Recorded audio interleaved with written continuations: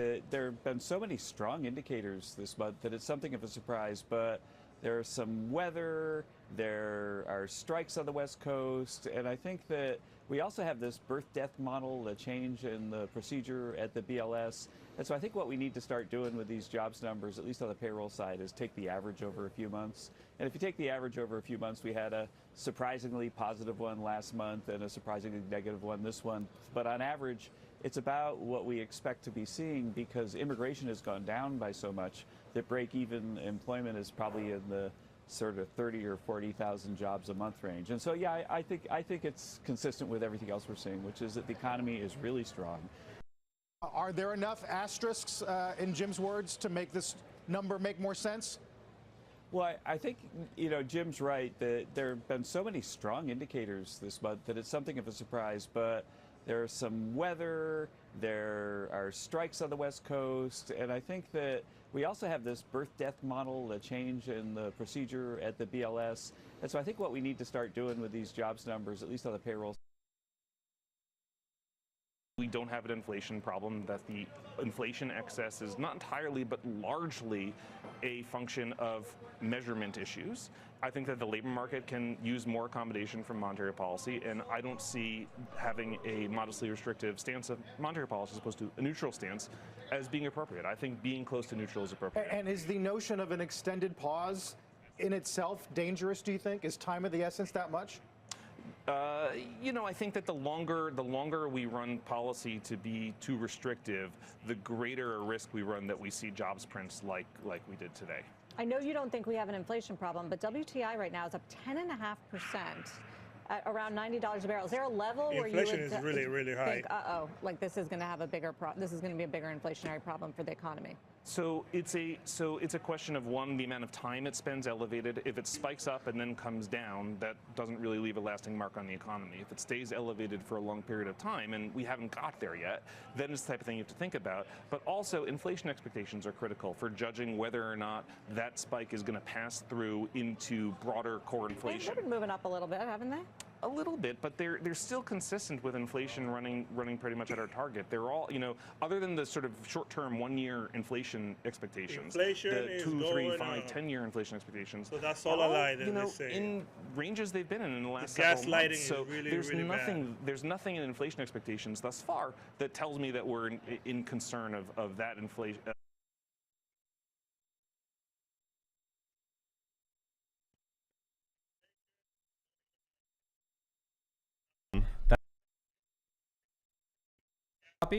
At my house next to a bunch of the German stick grenades. I got the 1939 edition printed in English just because I thought it was wild that you couldn't buy it on Amazon, but you can buy the Communist Manifesto in Das Kapital. Well, this was more expensive than the some Racist, Nazis, stupid ass people.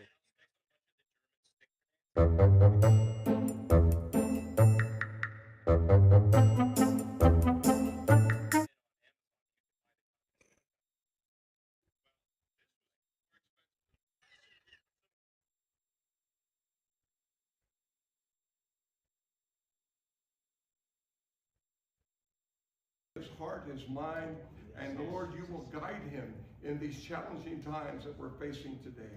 I pray for your grace and your protection over him. Yes. I pray for your grace and protection over our troops and all of our men and women serving in our armed forces. This is what you call Father, a cult. You'll continue to give our president the strength that he needs to lead our great nation. We praying as we come back to one nation. Why your hands down here? Indivisible with liberty and justice for all. We pray your heavenly blessing upon him in Jesus' name. Amen. We are. Jesus Christ. Don't forget the leopard.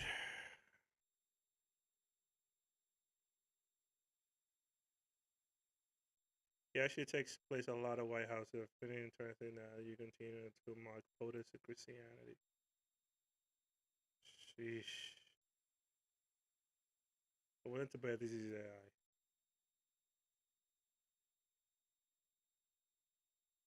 Is that lady who speaks in tongues? Yes, she is. Only person who I can relate to. jobs lost in February. The expectations were there'd be somewhere in the realm of 50,000 jobs added. On top of that, Steve, there were also big downward revisions for January and December. Yo, the economy is in the tank, man. Yeah, we have had zero job growth over the past 6 months if you put those revisions together. And to my mind, when I look at some of these numbers, I perhaps see some impact of these tariffs out there. Manufacturing has now shed near 100,000 jobs over the past 12 months. Yep. That could be the tariffs. And why would you say if the purpose of the policy is to bring manufacturing home? Well, at least initially, our manufacturers import a lot of stuff. And then they fabricate it into other things. Well, the cost of that stuff they're importing has gone up, and so at this point we are losing employment there. Leisure and hospitality losing jobs is perhaps everything is losing jobs. Talk of a decline in foreign visitors, again related Trump to the tariffs. So that could be out there as well. We also have this decline in immigration, so there are fewer people to hire. That is one aspect of it. But this economy has generated zero job growth over 6 months. And this is the worst month of that whole 6 month period. Zero job growth since who knows? Trump been losing jobs since he got into the administration. Trump has been losing jobs every single time he's turned around. This is why we are where we are right now in the economy. The economy is in the tank. And my guys here clapping for Trump and praying over Trump because we know the economy is horrible. Horrible. And Trump is doing this over there in the other side of the world, doing this thing in the Caribbean, doing this thing in Cuba, doing this over there, doing this with Russia and Ukraine, doing this in Mexico. But what happened to the United States? Why does Trump doesn't care about the United States? Why? Why does Trump doesn't care about the United States? I thought this was American first. I thought Trump was American first. American first means American last. American first means Trump first. American first means Israel first. American first means anybody else in the world but the United States. And let me tell you, Trump only cares about Trump. And I don't know how you, MAGA, the MAGA base doesn't see that. It just, I don't know. You want to say that, oh, he's doing such a great job. Iran needs this, blah, blah, blah, blah. We don't need to be doing this. We are not the police of the world. We cannot go in another country and make ourselves like we own that country. It's just, I'm not for that.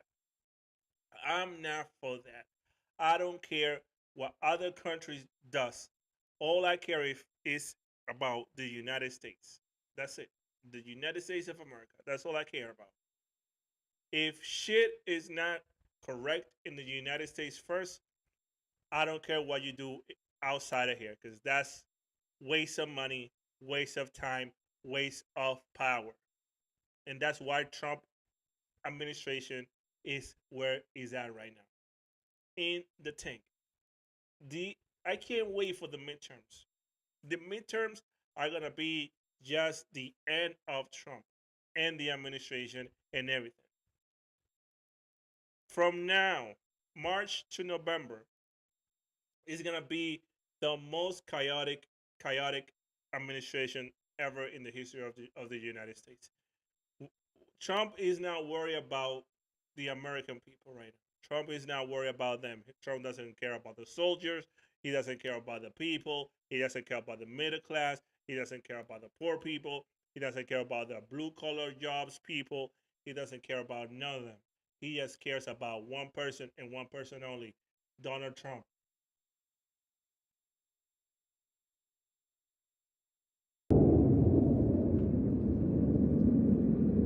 to show how Iranian ballistic missile strike reached. Oh, Jesus! Oh my God! Holy moly! Holy moly! Jesus Christ! Oh my God, that is insane! Man, that was great. Or he just wanted to shock and couldn't move. Looks like a missile missed or intercepted. Wow, Kronkers, this is real. The footage show a nighttime aerial explosion, but it's not confirmed Iranian missile strike Iran Sultan base. Wow. Yeah. Trump can call Trump. The thing is, Trump is calling this a war. Trump is calling this a war. Pete Hegseth is calling this a war. Rubio is calling this a war. But the MAGA base is calling it anything else but a war. Everybody's calling it in the administration, this is a war. This is an operation. What MAGA is saying, this is an operation. No, Trump is saying this is a war. Sheesh.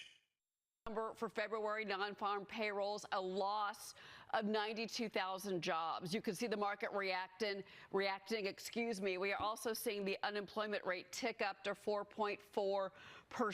A loss of factory jobs of 12,000. Government jobs, a loss of 6,000. Is like private 47 sector jobs, and a half. a loss of 86,000. After like last Average week being like earnings 50,000. 3.8%. Remember when which Pam is Bondi better than was expected. crying on a hearing that the Dow was 50,000, and that was like we should be talking about that all the time, that the Dow was 50,000. So let's talk about it. Now the Dow is 47,000 in just in 3 days. Since Trump started attacking since Trump started attacking Iran. What's your favorite part of the golden age? Let's go through it. My God, what is your favorite part of the golden age? Let's go through it. The wars? Is it the wars? After Trump promised you during the 2024 campaign that he was not a war president, that he was going to end all the wars in the world. He was going to end the war in Russia and Ukraine in 24 hours. Even as president-elect, he was going to end it. He was going to call his best buddy, his best friend, Vladimir Putin, and say, listen, bro, hey, I'm the president-elect right now. Please, end the war right now. I guess that call went straight to voicemail because Trump didn't do shit. Putin didn't do nothing. He didn't listen. And then when he became president of the United States, Trump, the first thing he said, yeah, I'm going to end the war. And we are in 2026, March 2026, 15 months later. We still at war with it. Russia is still at war with Ukraine. No, Maka now saying no. He didn't say he was going to end the war in 24 hours. Yes, he did. Yes, he said he was going to end the war in 24 hours. What? We're not supposed to believe him now? Is Trump a troll? Job losses. Since Trump became president of the United States, all we've done is lose jobs, lose manufacturing jobs every single month. Let's talk about February. February was projected to gain 56,000 jobs. Projection. The numbers came in today. We lost 92 freaking jobs. 92,000 jobs we lost in February. Unemployment went up a tick. And MAGA still thinks we have the best economy in the world because Trump is telling them everything is down, inflation is down, everything is down. And MAGA believes that. And they know it's a lie because they see the groceries, they see their bank accounts, they see everything that is going on. Everything is hurting right now. The suffering that we are going through right now in the first 15 months of the administration, it was promised. I think that's the only thing Trump promised us, hardships. This is the hardship Trump promised us. Trump promised hardships. Elon Musk promised hardships, and we are suffering right now. Manufacturing losses. We are not making jobs. Manufacturing jobs are going away. Tariffs, the purpose of tariffs was to bring manufacturing jobs back into the United States. What did Trump say? If you make it here, you don't have to pay tariffs. That was the excuse. And what happened? Trump is still losing jobs. Trump is still not bringing manufacturing jobs into the United States. Trump is still lying to the American people that we are building these factories, imaginary factories. We are building hundreds of them. Where are we building these factories? Where are these jobs being created? Because jobs are not working right now. The excuse that they are using is the weather. They're using the weather. The cold weather is making people not work. That's the excuse they told us today. Oh, there was a strike, a 30,000 people job strike. Where is that at? I haven't seen that. That's the first time I heard about that. The weather excuse was the first time I heard that shit. No, it's the weather. What are you talking about? What are you talking about? That the weather make you lose jobs? Can somebody in the chat tell me that? How can the weather make you lose your job? How? How? It's cold outside. You work inside. You don't work outside. Construction, they work outside. So what? When it's hot outside, when the summer comes now, and it's 100 and freaking degrees outside, and there's no jobs, what are you gonna say? The weather is too hot to work? Come on. Gas hikes.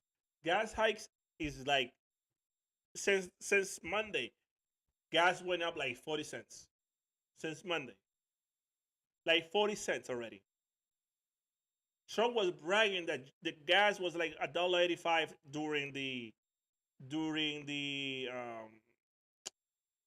State of the Union, whatever that he did on 2 weeks ago, that freaking thing. Yeah, gas is it's $1.85, and now that was a lie. Gas is over $3.30 right now, $3.30, and still going up. The Epstein cover-up. The DOJ is covering up the Epstein file for the powerful, for Israel and those people. Record food high. Farm bailout. This people, China is now buying soybeans. China is buying soybeans from Argentina, the place we gave $40 billion to bail them out. And we haven't even seen the beef that they promised us. The tariffs is a total loss. He lost in the courts. It's a total loss. Medicaid cuts, record debt, loss of tourism. People are not coming into the United States. I'm telling you. We might have the World Baseball Classic going on. We might have the World Cup in the summer. But let me tell you, tourism has lost a lot. And it's just so incredible that we are losing so many jobs, so many tourists are not coming to the United States. Las Vegas is just a ghost town right now. They are not having a good time since Trump took office.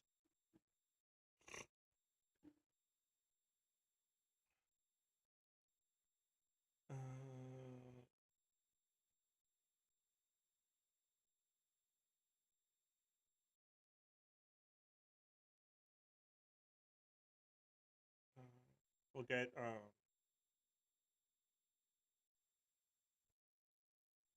so yeah. What else? Being here in the world, why? Yeah, only like who likes the United States right now? Israel, Russia. That's it. Maybe El Salvador because we are paying them for holding our prison. But his priority is two priorities: the ballroom and the mass corruption that he's going through right now. Dude is stealing all our money right now. What is this? All of his key promises, prices, immigration, the Epstein files, foreign wars. His cabinet is in turmoil. He can't remember where his father was born, and now he can't even explain why we're at war with Iran, or what we're trying to achieve, or how long it will take, or whether it even is a war. I mean, no wonder Trump's disapproval ratings are a little high. This has been a close. Yeah, it's like Trump is completely. It's true. Trump completely betrayal again. His biggest promises. He promised a lot of things that he's not doing right now. And when Andrew Schultz says that he didn't vote for none of this, I believe him. I believe him. He didn't vote for none of this shit. He voted for a total different administration, and MAGA also voted for a whole different administration that is not this one right now. Trump promised low prices, in mass deportations, the Epstein files that we are not getting, foreign wars. We're not going to war. We are at war with Iran. His cabinet is done. Kristi Noem got fired. She's the second cabinet member fired. He can't even remember where his father was born. If Joe Biden didn't remember the day that his father was born, even his sons, his son who died, if he didn't know when those family members were born, Fox, Fox will be having a party right now. We'll be having a 24-hour discussion of how mentally ill Joe Biden is. But no. Donald Trump can say whatever he wants, and he will be fine. No, he's the strongest man. He works a lot. Headed to the DOJ this morning among the spies on such member of Congress. Friendly reminder the DOJ, our daughters matter. Okay.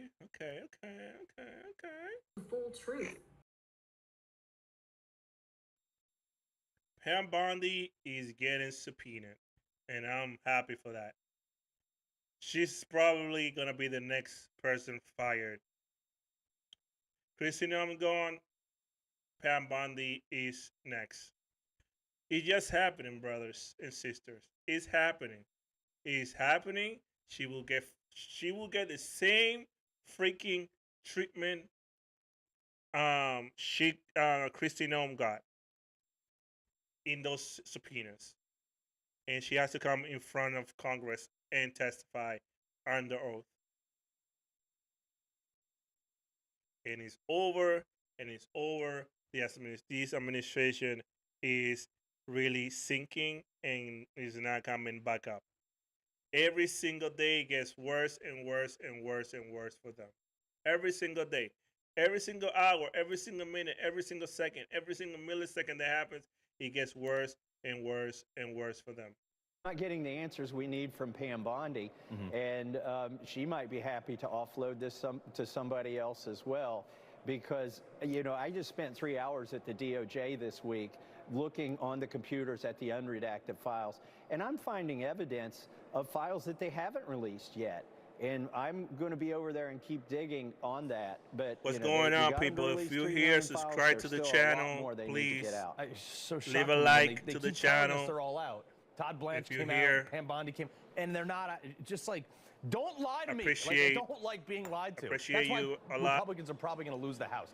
Here's the. Not getting the answers we need from. Yeah, Pam no, Bondi. we're not getting anything. Hopefully, these subpoenas and this stuff that Nancy Macy is doing, really hurt the administration more. Pam Bondi released missing Epstein files, including stunning Trump allegations. Let's see what happens. Daily Mail. Pam Bondi released missing Epstein files, including stunning allegations. The Justice Department has published FBI interviews with a woman who alleged Trump sexually assaulted her when she was a teenager after she was introduced to him by Jeffrey Epstein. The woman told agents Trump hit her after she beat his penis when he attempted to force her to perform oral sex. The FBI spoke to her 4 times between August and November 2019. After Epstein's arrest, but only summary of the ones those interviews have been included in the publicly released files. The DOJ last week said it was reviewing after Epstein files have been improperly withheld after Democrats accused Attorney General Pam Bondi of suppressing sexual assault allegations against Trump.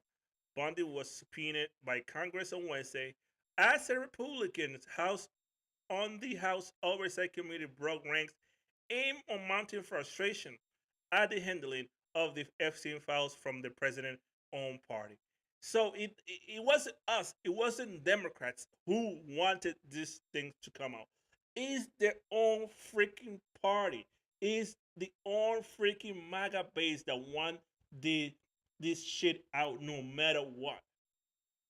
The North Carolina representative, Nancy Mace, she was the one who subpoenaed Pam Bondi. She was the one, a Republican, a MAGA Republican. And now you might say, see, she's being transparent. The administration is being transparent. MAGA, what are you crying about? We are crying because the DOJ improperly withheld papers, files. That's what we want. But the DOJ and Pam Bondi cover it up. And that's what we want. We don't want the cover-up. MAGA doesn't want the cover-up. Trump signed the law, released the freaking Epstein files, but we know why they don't want to release the Epstein files. We know why we are bombing Venezuela. We know why we're bombing Iran. We know why Israel is on our dick. Trump and Israel are like this right now. Israel is on top of the United States over and over and over. Trump is a puppet to Netanyahu and Israel. They don't want this stuff to come out. They don't want it to come out. They are afraid of those files to come out. You get it? Are you feeling me? Are you feeling me? Because this is what I'm telling you. Pam Bondi is going to get fired soon. I don't know when, but soon. We are living in a time when it can be hard to hope.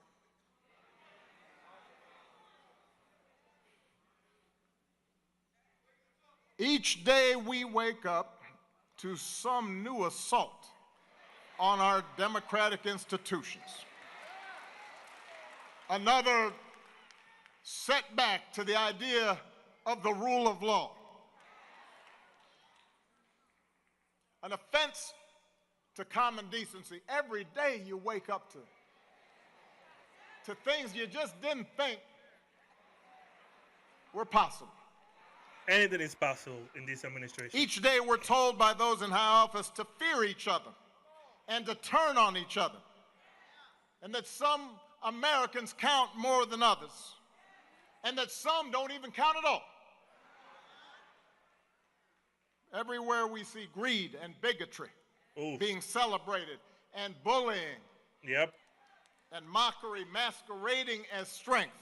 We see science and expertise denigrated, while ignorance and dishonesty and cruelty and corruption are reaping untold rewards. Every single day we see that. Amen. And it's hard to hope. That's my president right there.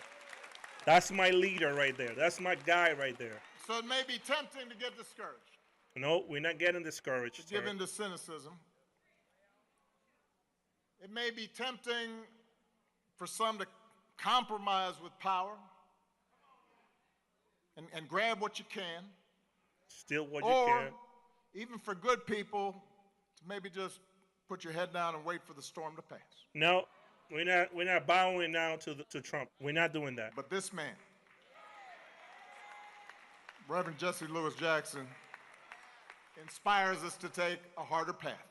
His voice calls on each of us to be heralds of change, to be messengers of hope, to step forward and say, send me.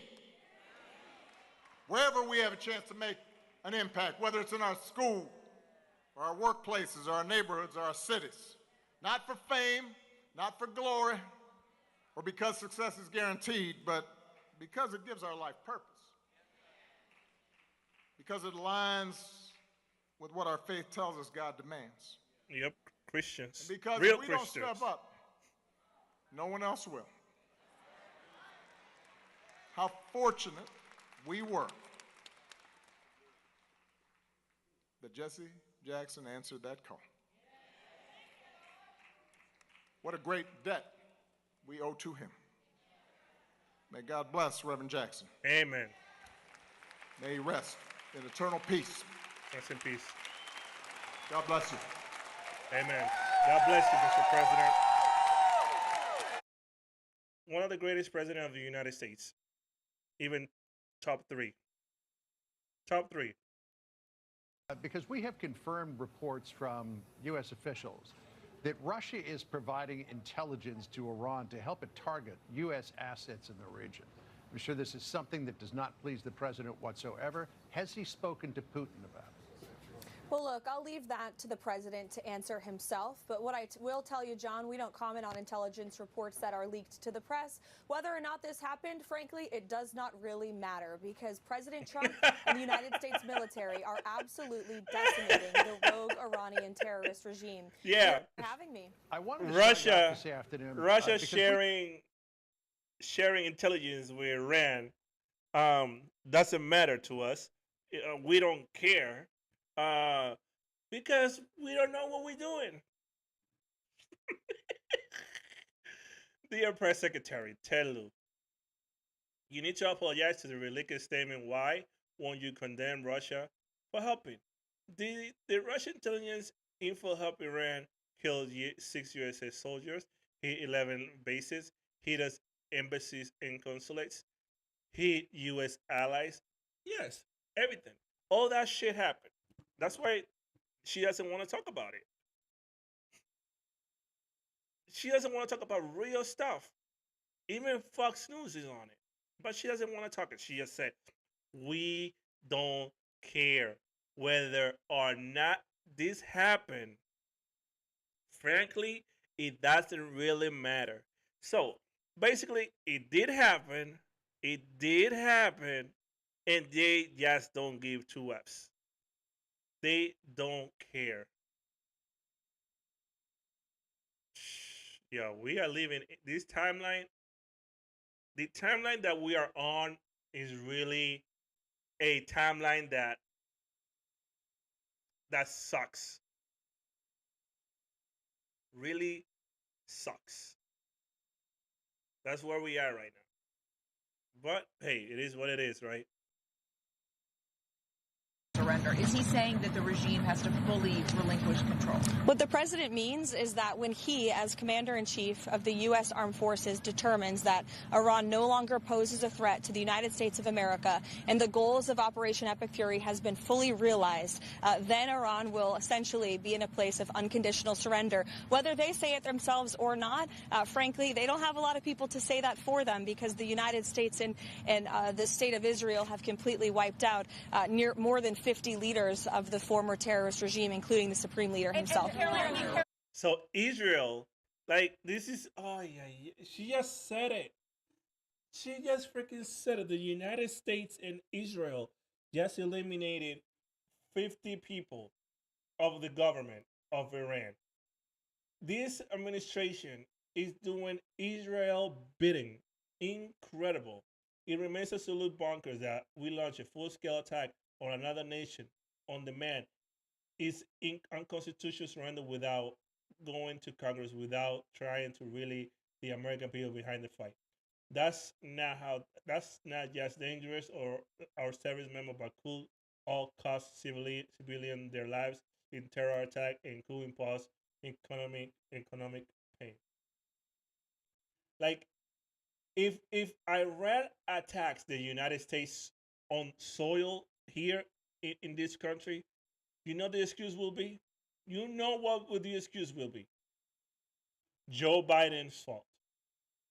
Joe Biden, those people that came from Iran came through the border, and that's why it's Joe Biden's fault. That's what they're gonna say. They're just waiting for that. Trump and this administration is just waiting for a terrorist attack in the United States, so they just can blame it on Joe Biden's immigration policy. That's the excuse they're gonna use.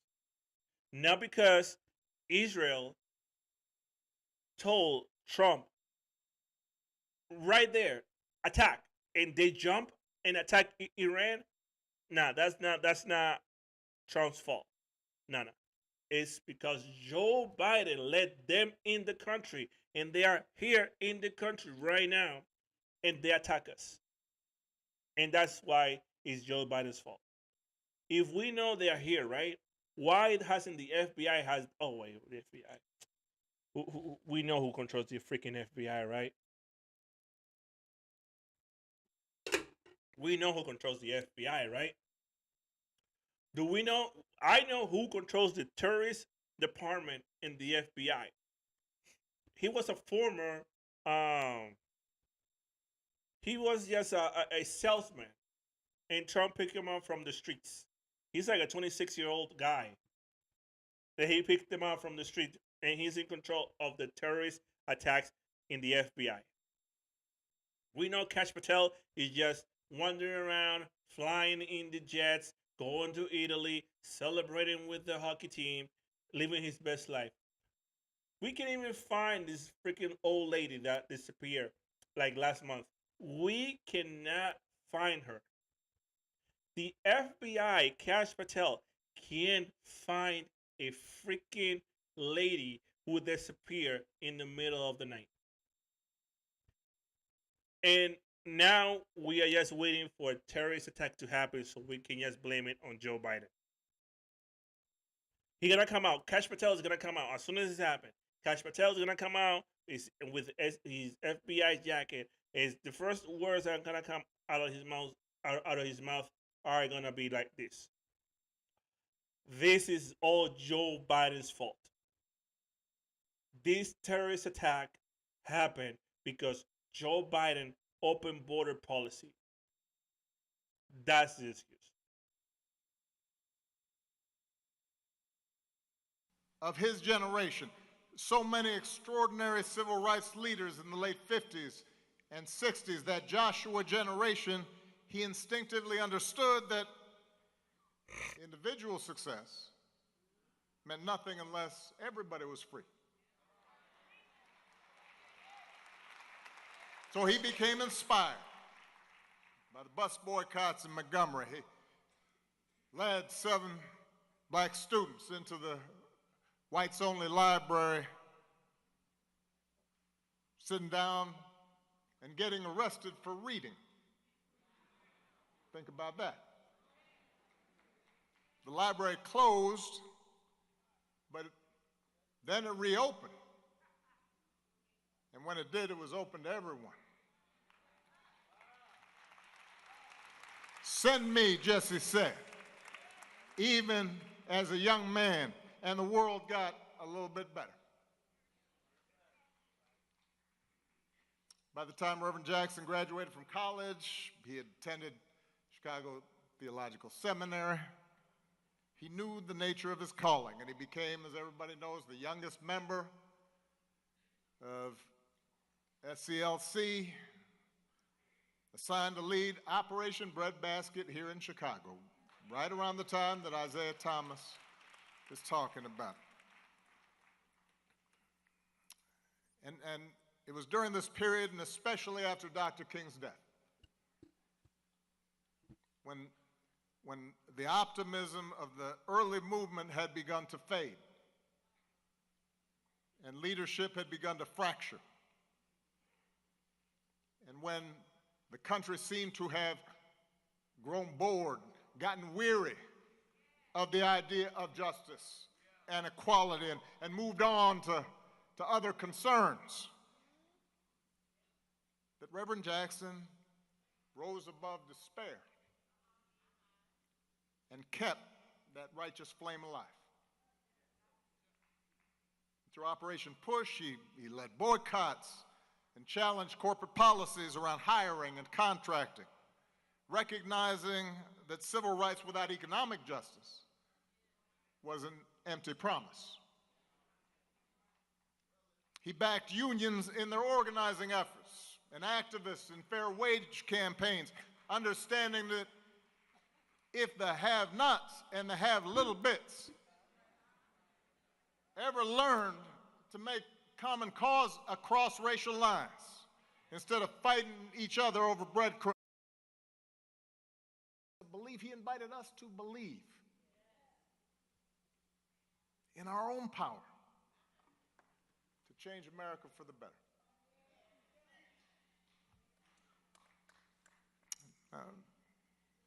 By the delegate count, Jesse's 2 candidacies ultimately came up short. But he paved the road for so many others to follow. Doug Wilder became the first elected black governor. Carol Moseley Braun went to the U.S. Senate. Because of Jesse, the Democratic Party changed its rules, ending the winner-take-all distribution of delegates during presidential primaries, which meant underdogs and outsiders like Bill Clinton or Bernie Sanders could stay competitive and build momentum instead of getting knocked out early. And it was because of that path that he had laid, because of his courage, his audacity, that 2 decades later, a young black senator from Chicago's South Side would even be taken seriously as a candidate for the presidential nomination.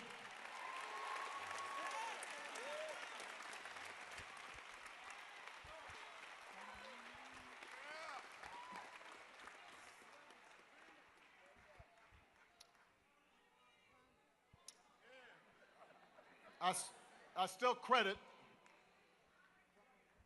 that first run of Jesse's and Harold Washington's campaign for drawing me to Chicago.